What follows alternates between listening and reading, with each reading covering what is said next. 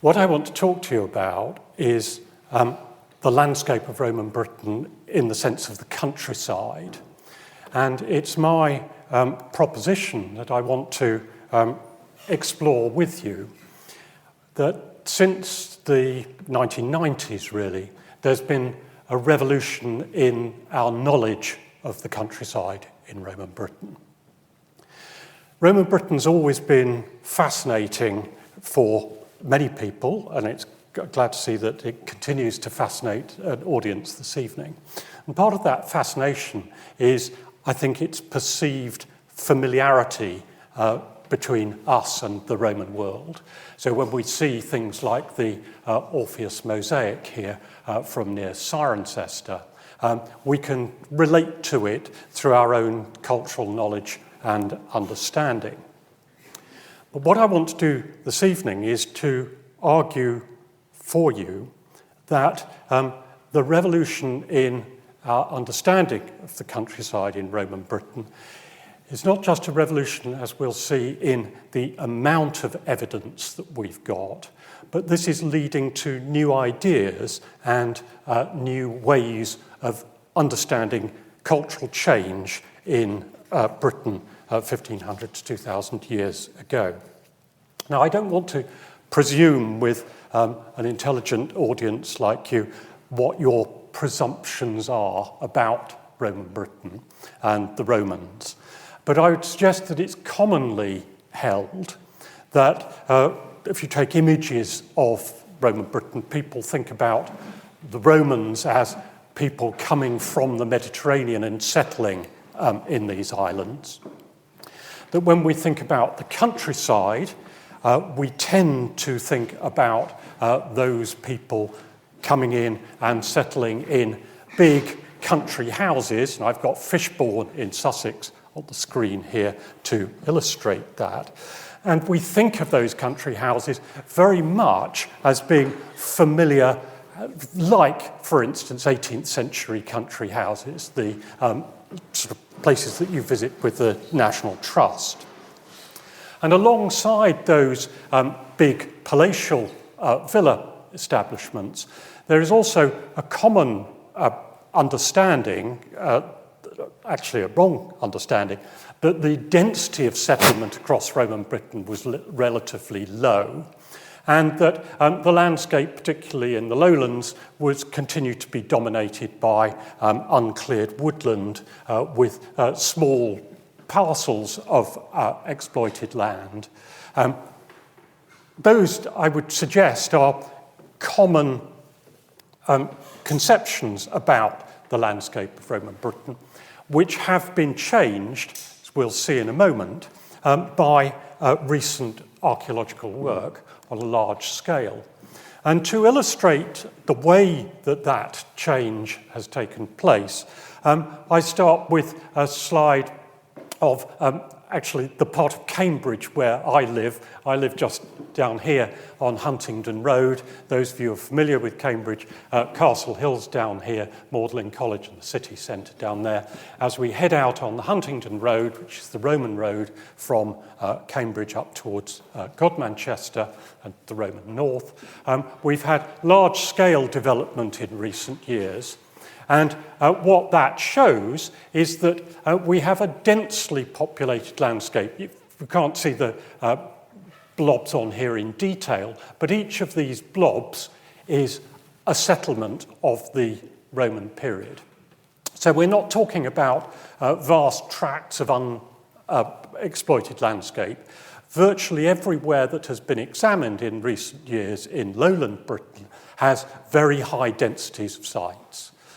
You can't walk more than 500 or 1,000 metres across the landscape of lowland Roman Britain without being on top of a Roman settlement site.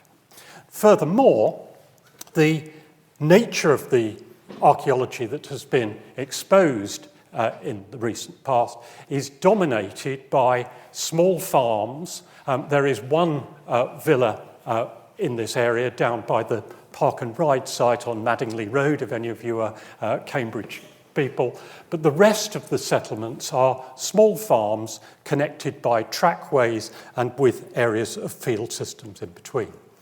And as I say, that's not just the pattern in central or the edge of central Cambridge. It's a pattern that is replicated across the whole of lowland Britain.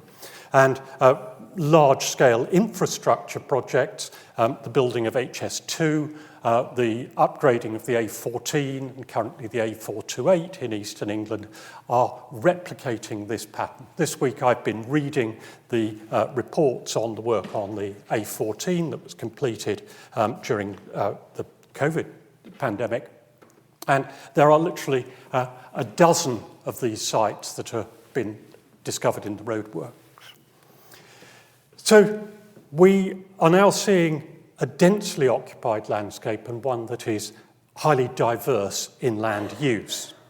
And just before I explore some aspects of that, I think it's worth pausing to think how that knowledge has come about. The first, in a sense, revolution in our knowledge of the density of landscape use comes in the early to mid 20th century with the development of archaeological aerial photography,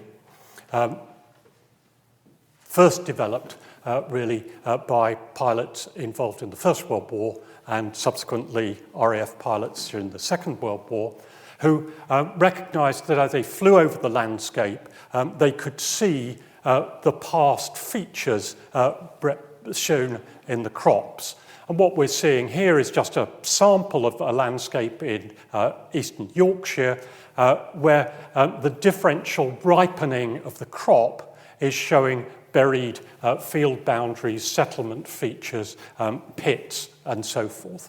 Now, that's something we've known for a very long time, for the best part of 100 years, but there's been a revolution in collecting this information, both through different forms of aerial photography, now with drones and so forth, and satellite images, but also as mechanized agriculture is gradually eating into the buried landscape, and climate change is enhancing periods of drought, which is when these features first show.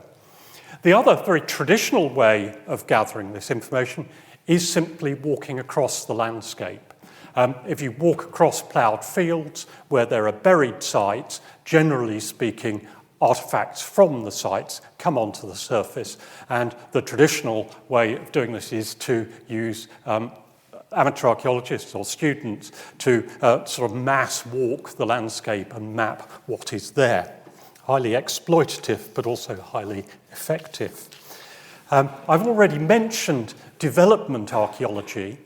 And in this sense, changes in the way that archaeological work in advance of development takes place in this country, which happened in 1990, have meant that there is a lot more development-led archaeology now done than there was 40 or 50 years ago. And in essence, if you are building a new housing estate or building a road, you have to assess whether there is archaeology there, and the developer then, if there is archaeology that's said to be significant, then pays for an excavation. So we get large-scale stripping of landscape and their exploration.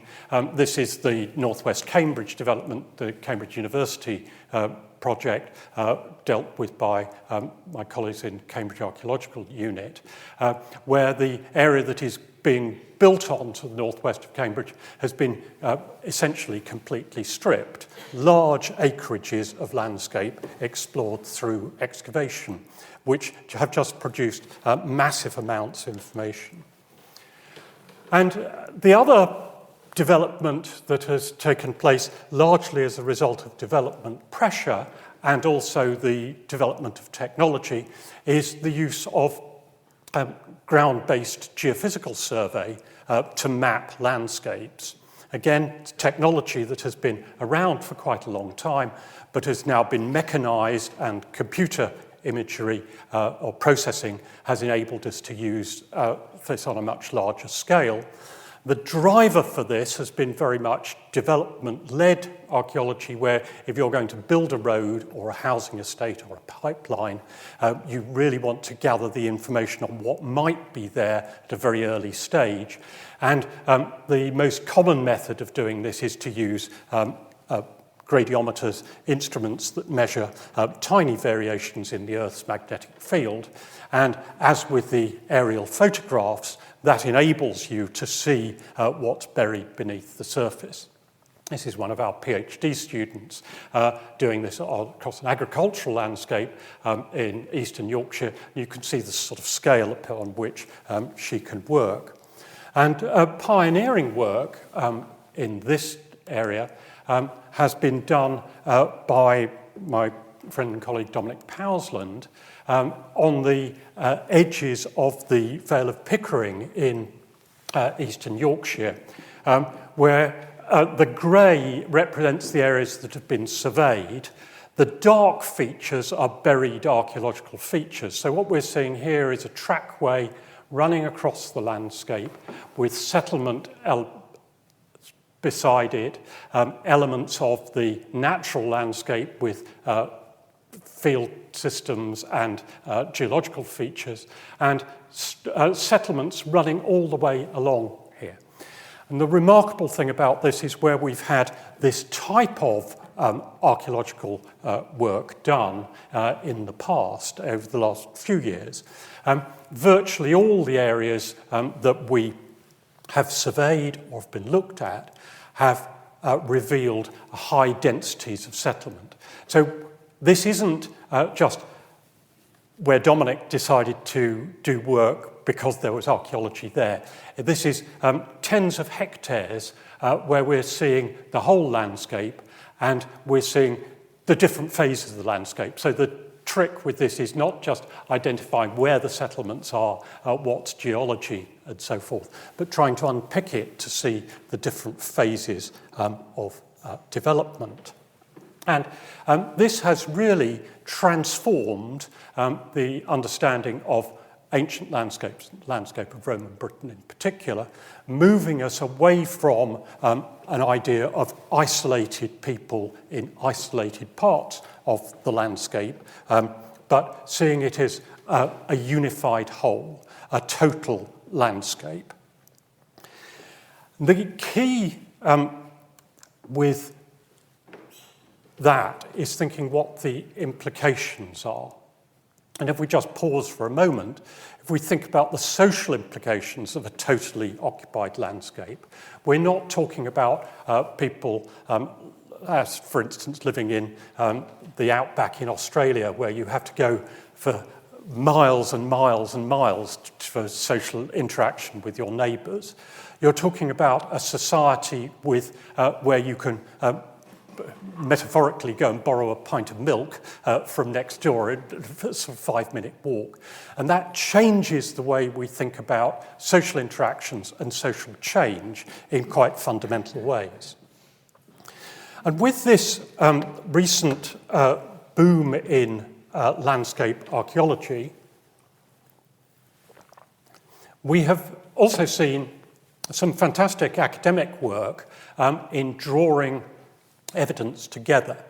And there have been a number of projects. The two really big projects that I draw your attention to and encourage you to go and look at are the 2007 work on the Atlas of Roman Rural Settlement in England by Jeremy Taylor, which drew together evidence from air photography, from field walking, and from development to try and get an overall picture of what was going on and explore regional variation in that. And the more recent Rural Settlement of Roman Britain project, published in 3 volumes, it's a project led by Mike Fulford from Reading University and Neil Holbrook from Cotswold Archaeology. And they've produced 3 bumper volumes that seek to give a general understanding of the nature of settlement and landscape across the province. Importantly, that Roman rural settlement project is based very much on excavated sites, particularly sites that have been excavated as a result of development pressures. And as a result, it has some inherent biases towards areas where development has been most intensive. So my own home area around Cambridge figures very largely because of the economic boom in that area, the extent of development. The area that I'm going to spend most of the lecture talking about this evening in rural Yorkshire has had less development in it, so the evidence from development-led excavations is much less. And, but just pause for a moment. The work that the Roman Rural Settlement Project dealt with, they processed the evidence from 2,627 excavations. The project data finished about 8 years ago, so there are many more excavations since then.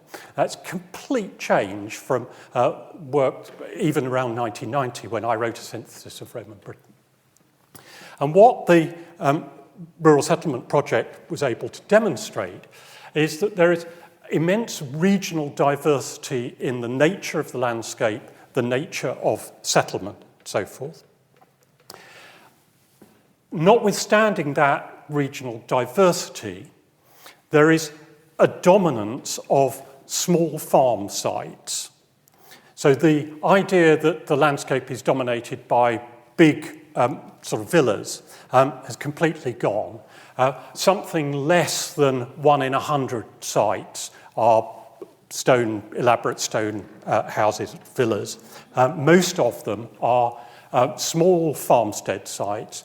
They regionally vary, but most of them are enclosed by ditches, dikes, and so forth. And some of them are dispersed across the landscape. Others are more nucleated, and there is differentiation within them, so they're not all the same.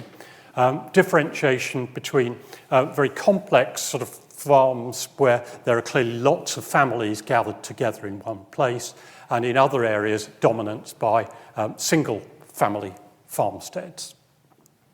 And the other factor that has, I think, changed very considerably is that alongside those farming sites, there is increasing evidence for nucleated settlements. I hesitate to use the word village, but you get the general idea of people living together, not on one farm, but in communities who were presumably engaged in agriculture as well as sort of small-scale trading and so forth.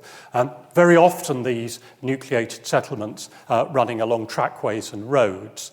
So a landscape which, far from being the sort of wooded landscape with occasional big houses in it, is not only totally occupied, but is totally occupied by a diversity of settlement that is much more reminiscent, I think, of what we expect of medieval settlement than what we traditionally thought of as Roman settlement.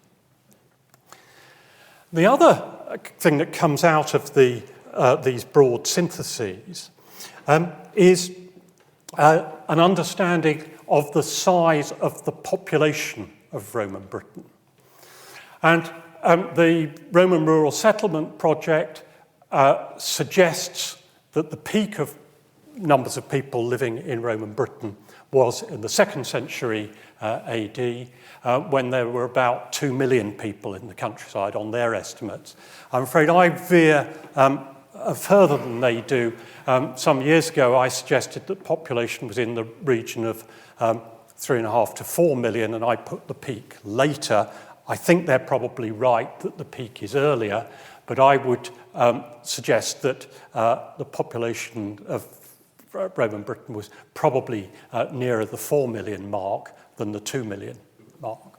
And that puts it in the sort of area that we don't return to in the landscape of England and Wales until the time around Doomsday and a little bit after.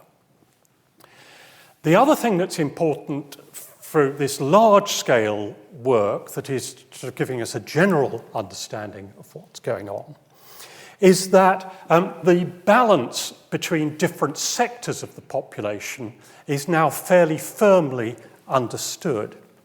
And again, going back to sort of traditional ideas, we tended to think about the Roman army as being a major feature of the population of Britain, the towns as being a major feature of the population. It's now pretty clear that this is largely an agrarian society. Probably something over 90% of the population lived in the countryside. Only something like 3.5% of the population are accounted for by soldiers and people on the frontier.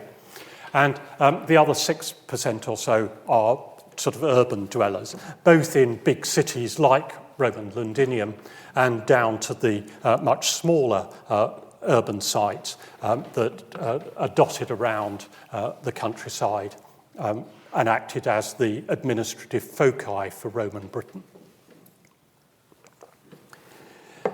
Now, the trend of those synthetic studies has been very much to make broad general statements looking at regional variation, population size, the nature of production and the economy. What I think it also does is provide us with windows into past lives and ways in which we can change our understanding of different aspects of the countryside.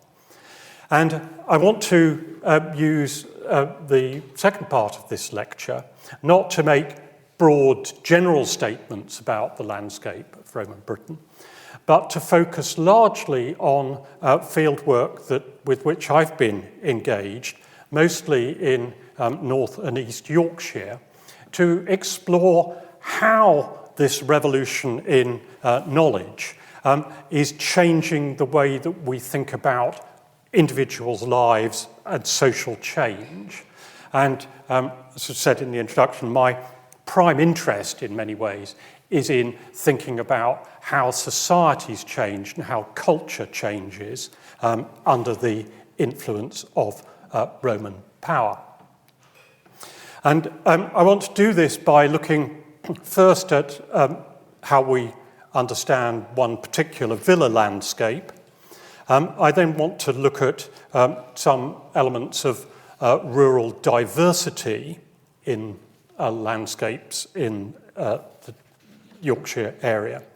And then come to think about networking and how people related to one another through the landscape.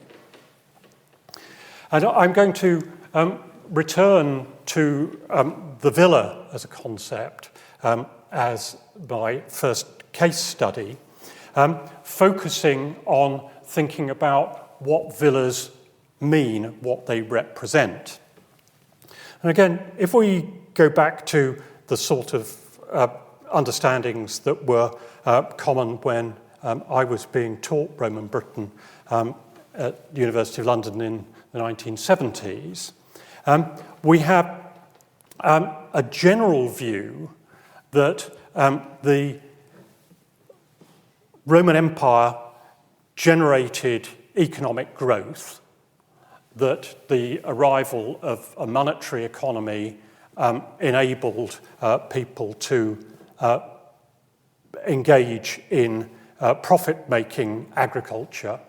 And the profit-making agriculture led to aspirations towards expressing identity through becoming as Roman as possible, what we used to call Romanization.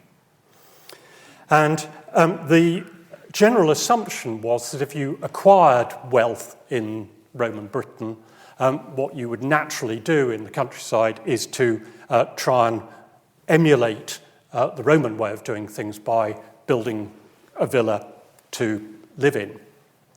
And this was based on an underlying assumption that the culture represented by the Mediterranean was superior to that of the indigenous populations of Britain.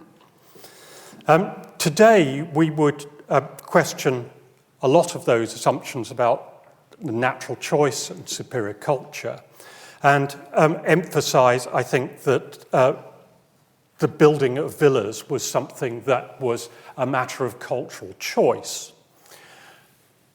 Whatever we think about why people chose that, what has become clear over the last 40 or 50 years is that most of the villas that we see in Britain are a result of an evolution of the sites through time, moving from Iron Age style landscapes dominated by roundhouses, usually in enclosed settlements, through building in timber and then in stone, and the stone buildings gradually growing as the estate becomes more wealthy, more profitable.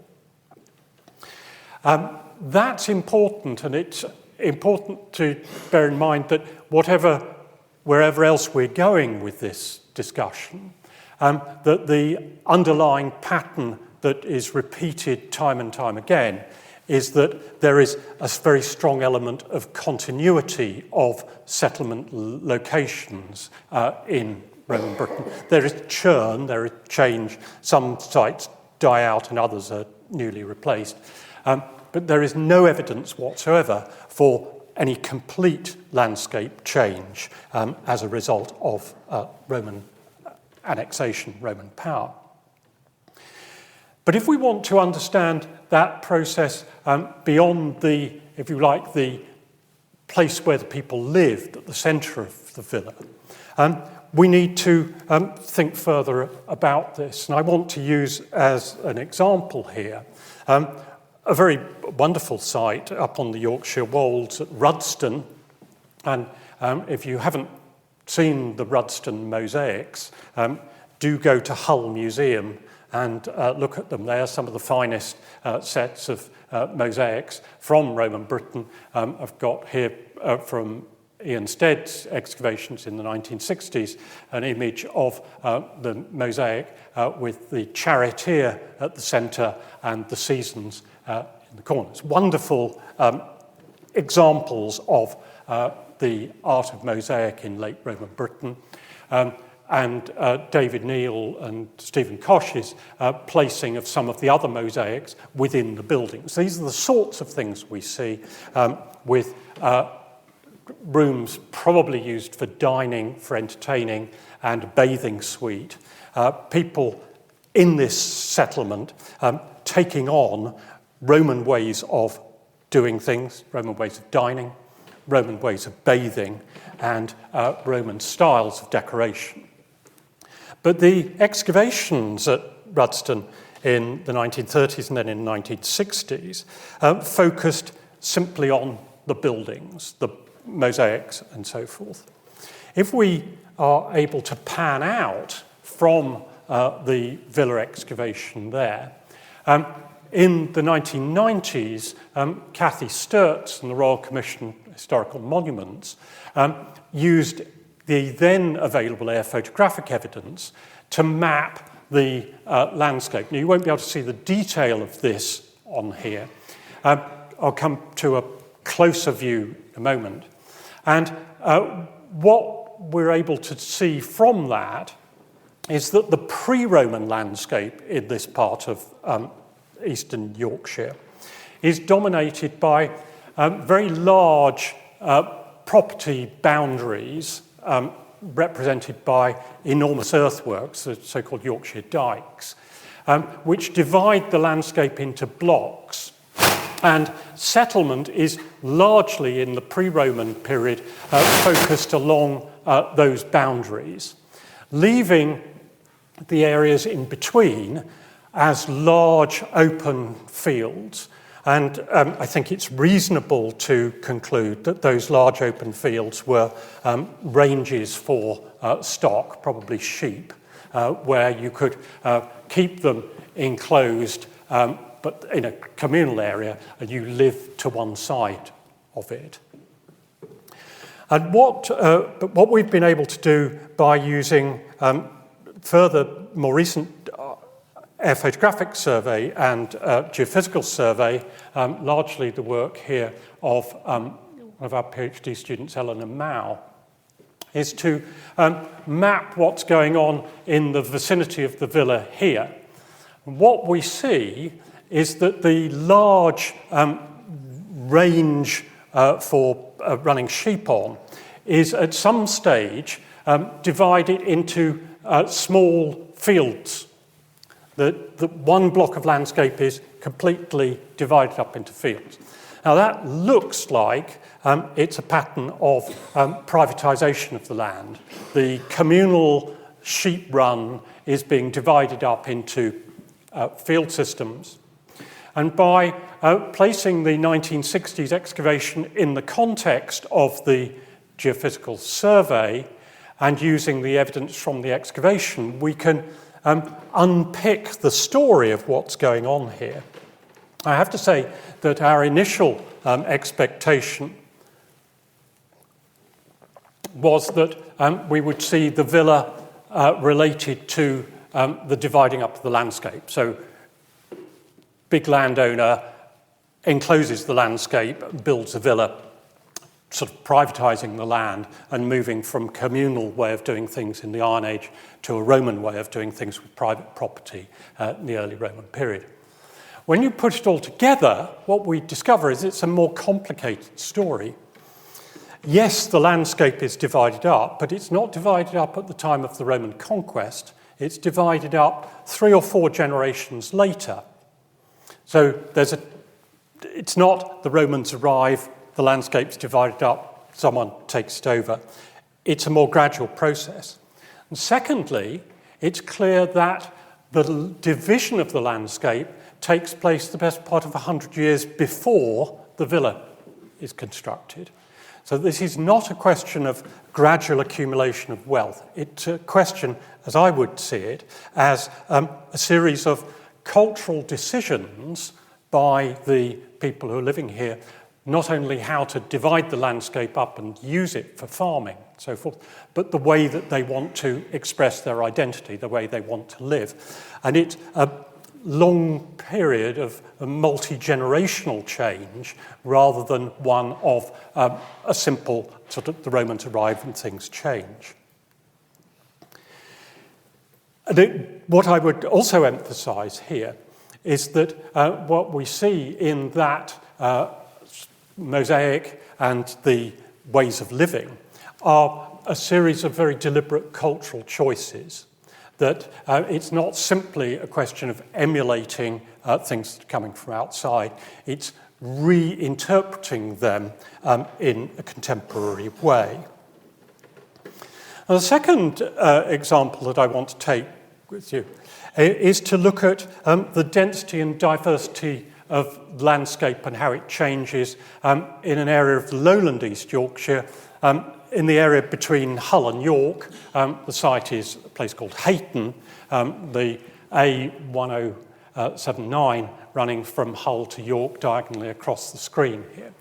And as in the instance of the Cambridge area that we looked at before, through archaeological work, largely in this case aerial photography and geophysics, we've been able to map the density of settlements, and each one of these rings represents a farm site in this landscape. Again, incredibly densely occupied, but in this landscape, the settlements are largely focused on a stream that is running through the landscape down here, and the settlements are on the gravel beside the stream, with the heavier land to either side being set aside for fields. So we can see the, if you like, the economic geography of the landscape in this. And here we see transformation around about AD 70, lasting for 10 or 15 years. The Roman army arrive, about 500 soldiers are based here. The soldiers have a fort. The fort is to one side of these existing farmsteads, but it looks as though, from the detail of the air photography, that people gathered around the fort. There is a large roundhouse just outside the fort, so people are cozying up, if you like, to the Roman army. When the fort moves on with Roman military deployments elsewhere, very soon after, the Roman road is laid out, running straight through the landscape here, forming, and we'll come back to this in a moment, something of a crossroads with the traditional route way along the valley. And you get a shift of populations beginning to form one of these nucleated village sites along the side of the road here on one side of the river. Within the landscape itself, the farmsteads have quite different histories. We haven't excavated all of them, but we've collected material from several of them. The one we've excavated over here shows a transition towards what you might describe as a sort of small villa. It has a bathhouse, it has stone buildings and so forth, and engages with the Roman economy. Others of them seem to have kept their distance. Some of them die out, but others of them also develop into more elaborate types of Roman-style buildings.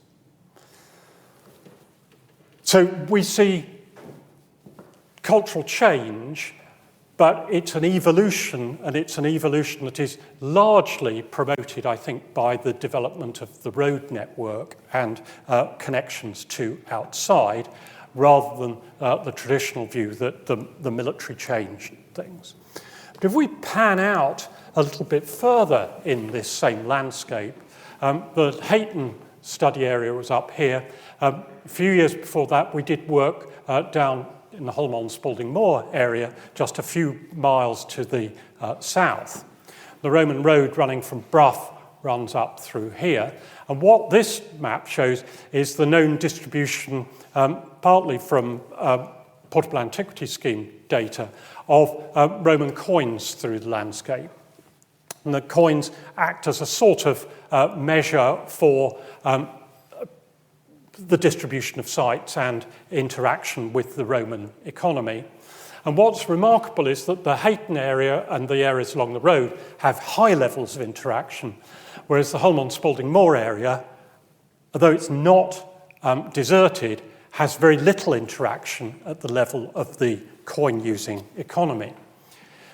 But at the same time, that area is densely occupied by settlement sites represented by enclosures and so forth. There's a lack of field systems here. But what we seem to have is an economy that is very specialised. In the late Iron Age, this is an area where they produced iron. In the Roman period, the iron deposits from the bog ore in the valley, lowland valley system seems to have been worked out, and they moved to producing pottery. So we've got a pottery kiln, one of a whole number here. That pottery is being distributed across the whole of northern England, but the, if you like, the economic benefit from it, as far as we can see, is not flowing back into that local area. It's presumably going somewhere else. And that suggests that we're able to distinguish different life ways. And what I would suggest that we're seeing in the Holme area is a landscape that is dominated by woodland management, charcoal production, the use of wood for potting and so forth, very different from the agricultural landscapes up here, and arguably under the control of someone who's living elsewhere, so that the money is not flowing back into that landscape. So what that illustrates for us is, if you like, a diversity of different approaches that are taking place, even very locally within Roman Britain. And can we use that sort of evidence for understanding how culture develops and the connections between different parts of the landscape? What I would suggest is that we can, and if we go back to the Hayton area, we're looking here up the valley into the Yorkshire Wolds. The area we've been looking at just now is just down bottom here, and just on the bottom edge of the screen is where we dug at the Burnby Lane site, the site that has the bathhouse and a small sort of villa-type settlement. What we think is happening here is that there is a traditional routeway, if you like, for driving stock from summer pasture up on the top of the Wolds, those large sort of ranges we were looking at earlier and we'll return to in a moment, down to the lowlands for sort of lambing and presumably for sale into the Roman economy. And that routeway is one of the networks that we can trace through the archaeology. It looks like it's a predominantly sheep-rearing economy, and interestingly, alongside those quite Roman-style ways of living in the Burnby Lane site that we excavated, there are also a large number of deposits of feasting debris from sheep, not just discarded. This example here is one of my favourites, where they've had a feast. They have buried 3 young sheep's heads with the forelimbs of the sheep just underneath the nose, and they've then filled the pit with clay. So what we're seeing is something that's quite difficult to imagine what's going on, but it's very deliberate, and it seems to have sort of religious and cultural connotations. So the sheep are not only important economically, they're also important sort of symbolically and arguably in religious terms. And if we follow that route way down to the Roman road, the settlement we were talking about was this one, there's an area next to the Roman road where there is no evidence for settlement. It's completely empty. We've done geophysics on it. There's nothing showing the air photographs. But there are very large numbers of metal objects that have been found there. And the way that we interpret this is that being connected up to the Wolds, when you bring your sheep down seasonally to market, you're probably gathering with people from elsewhere, and there's probably something, a seasonal fair, a seasonal marketplace taking place in the fields beside the Roman road, where the sheep can be sold on to the traders who are using the road system. That brings in all kinds of other stuff that gets sort of lost in the fields in the fair.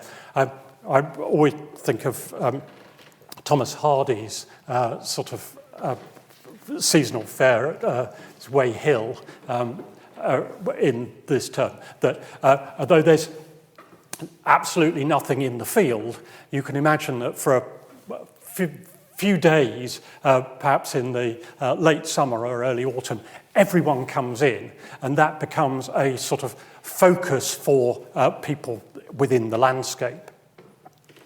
And at the other end of that route, up on the Wolds itself, on one of these settlements that seems to be focused on the edges of a large sort of range for running sheep, we have the deposition of bullion coins of different periods. They're not a hoard, they are individual coins that are buried within the landscape, which I would suggest represent the wealth going back up into these upland areas. But in these upland areas, they're not being used in the Roman way. They're being used as sort of something that we don't quite know what to do with. So they're being buried, and probably being buried as a matter of choice, again, in what appears to be a quasi-religious way. So these people are networked with the lowlands, but they're behaving in a way that isn't, if you like, Roman. It is more related to their indigenous choices, indigenous cultures.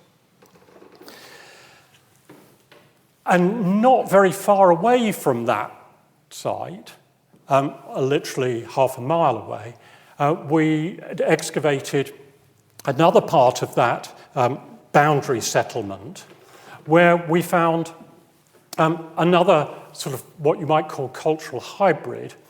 It's a hall-type building. It's not a Roman villa, if you like, but it's using Roman building methods. The central work hall, a couple of private areas. A communal-type building rather than the sorts of things that we see nearby in the Rudston Villa of private spaces and so forth. Now, this is an interesting hybrid because it reflects communal living as was its existence in the area in the Iron Age, written in stone, if you like, and written in stone in a very visible part of the landscape. But it's not either a Roman or an indigenous style, it's a hybrid, which is a hybrid of choice. And I would also draw attention to the fact that these types of big hall buildings are actually very common within Roman Britain. They are one of the most common forms of building. Very often we don't have good evidence for them. There's a site in Surrey here where we have very good evidence for the survival, and this is a reconstruction of one of the sites we dug in East Yorkshire. And the point I would want to make here is that this is timber architecture being used for high status display, massive buildings, communal buildings that were important for the people living in them, but which represent something that is a creation of the Roman provinces, Roman Britain, rather than the Mediterranean ideas coming in. And I would further emphasize that these are habitation buildings. There was a lovely press release recently from the newly discovered Roman site in the East Midlands, where Historic England talked about one of these structures having a bath put in it, and it was the earliest British barn conversion. I'd almost exploded with fury, because these things aren't barns, these are great halls, and what we're seeing in the example that recently come up in the East Midlands is the elaboration and the combination of a Roman way of bathing with a very important British way of showing your status. Because these buildings are using huge trees, they're massive, they're like the scale of medieval tithe barns, so they're big, high status things, which represent a way that these people were showing to their neighbours and other people passing by their choices in the way that they wish to live.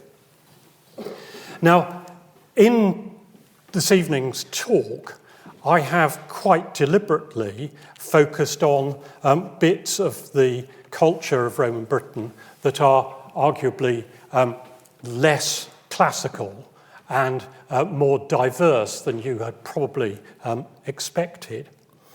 I do want to finish by emphasising that that's not the whole period of Roman Britain. There were people in Roman Britain who chose to do things in a very classical Mediterranean way. And I used, thanks to the Boxford History Project, the remarkable mosaic found 4 or 5 years ago, this site in Wiltshire, which is telling the story of classical mythology in the mosaic. And what this stands for is the fact that there were people in Roman Britain who chose to adopt Mediterranean ways, and when they did it as well as anyone else in Western Europe. But for me, what I hope I've shown you is that there are other aspects of Roman Britain which are showing different cultural choices. A Roman Britain which is perhaps less Roman and less familiar than you had expected.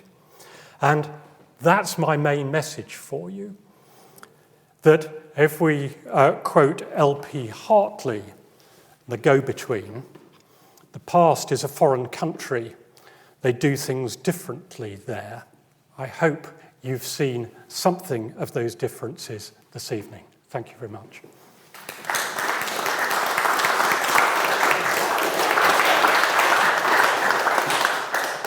Professor Millett, thank you very much. Lots of fun ideas to discuss. Got a lot of questions online for you, so I'll start with a couple here and then I'll open it up to the floor with my colleague who has a roving mic for you. So, first question for you. In Northumberland, there are suggestions that modern parish boundaries in the rural areas may have Iron Age origins. Do the sites that you mentioned support that idea? That's a very complicated and very difficult question. Good start.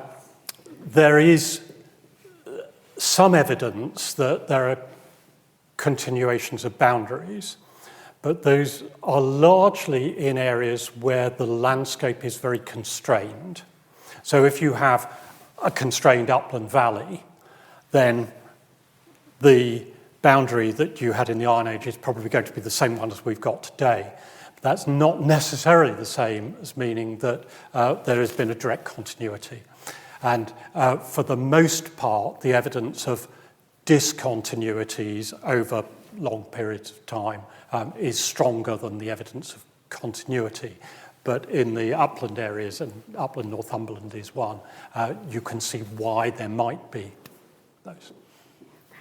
I've got another one. Is it compulsory for developers to disclose that there is archaeological importance where they plan to develop, in the sites that they plan to develop? It is effectively compulsory in the sense that if you apply for planning permission to do a housing development, the planning authority will want to see the evidence of whether there or not there is archaeology there, and their planning advisors will monitor the quality of the work. So it's not, I doubt that anyone would really want to get around it, but if they did, there are mechanisms to police that, if I can put it that way. Do we have any questions in the room? Thank you. Just got a mic for you. Yes, Mark Willingale. From your view of the population and the landscape, would you say, therefore, that the image of the landscape is more one of cleared fields without hedgerows and things, quite clear, patchy landscape, and then blocks of woodlands on the hills, so that it's much more open than one would imagine, really? I would largely agree with that. I think that hedgerows were probably important. The site at Shipton Thorpe that I just touched on, we had a waterhole, and in the bottom of the waterhole we had hedge clippings. Now, you don't very often find that, and a hedge doesn't show very well in air photographic evidence. You get the ditch, but not the bank and the hedge. So yes, my image of Roman Britain is largely small fields for arable and pasture, but I would, with ditched boundaries, but a lot of them with hawthorn hedges and so forth on them. Thank you for your talk. I was interested in what you said about the individual coins that were found. Yeah. I was wondering why you thought that there might be some religious aspect to that, rather than, for example, they just got dropped there. Yeah. On most of these sites, you get low-value coins, bronze coins, and they're the money that drops out of people's pockets. And those are generally found in the occupied areas. The image that I passed over quite quickly there showed that these are all silver coins of various dates, so it's not a hoard. And they are buried not within the settlement itself, but on the edges of the fields around about. And there's a lot of evidence accumulating that people were, for reasons that we don't fully understand, quite deliberately going out and burying things. So at the building with the the hall that we excavated, just out at the back there was a nice brooch, complete courtyard, nothing in it, just a little hole and a brooch put in the ground. And my reading of this is that what's going on is that these things are important, they're coming in, but people didn't really know quite how to relate to them. So they are putting them outside the way they live, not inside where they live. And I see that as probably having some sort of religious focus to it, but it's highly controversial. You could feel free to differ. Oh, hi. Thanks. Very, very interesting talk. You've used the word settlements a lot. Does that just mean single houses, or is it a fairly elastic term? Can it mean groups of houses? And if we get into, say, the 3rd century, a couple of hundred years after the actual military conquest, who's living in them? Is it the descendants of the people who were living in Britain at the time of the Roman conquest? Is it possibly descendants of soldiers? Is there, if you like, a colonisation in that sense?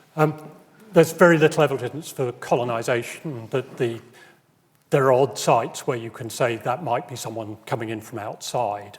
But for the most part, these are the descendants of the people who'd lived in the country at the time of invasion. The first part of your question was, sorry. Well, when you say settlements...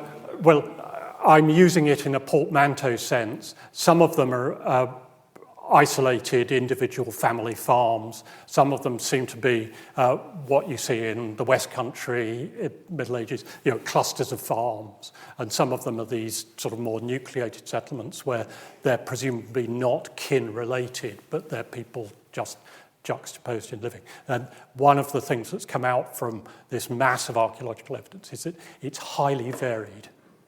So different areas of the country, different patterns, and locally, as you could see in the example I was giving, differences just in a neighbourhood. I'll just take one from online again. This relates to the Gallo-Roman coin hoard that was found in Jersey in 2012. This person asks, what do you make of this find, and how do you think it changed the understanding of Roman Britain? Coin hoards are very complicated. Some of them are clearly people's savings being hidden for safekeeping. Some of them may be related to what we were talking about with individual coins, where there is a religious aspect to it. That huge hoard has been incredibly important for understanding the production of those coinages and so forth. I'm not sure, because I don't know the detail of the find spot, where I would place it on there for safekeeping, there for religious purposes. Thank you. I'm fascinated by the division of the land at Rudston. Are we looking at people who previously had a communal field where they kept their sheep? Are they then going over to agricultural production, agrarian stuff? And if so, what relationship do you think they had with the people in the big house? We don't know, because we haven't been able to sample those fields, and that's obviously what needs to be done next. My guess from the scale of the fields and so forth is people moving over to agrarian production, and that's probably to do with the demand for wheat and so forth. My own guess is that this is annexation of communal land, and one suspects from what one has seen in other historical periods when that's taken place that would not be a situation that was without tension, if I can put it that way. That is all the time we have this evening. Please join me in thanking Professor Millett again. Thanks very much.